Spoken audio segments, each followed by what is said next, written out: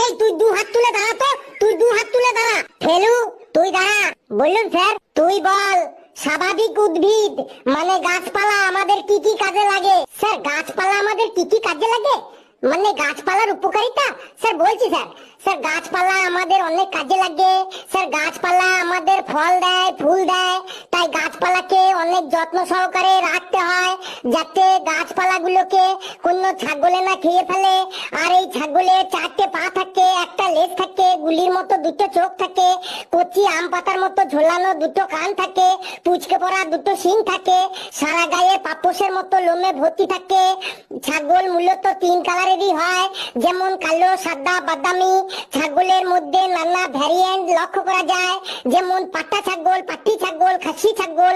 ছাগল কেটে যখন মাংস তৈরি করা হয় তখন তার নাম আর ছাগলের মাংস থাকে না, তার নাম চেঞ্জ হয়ে যায় মটন।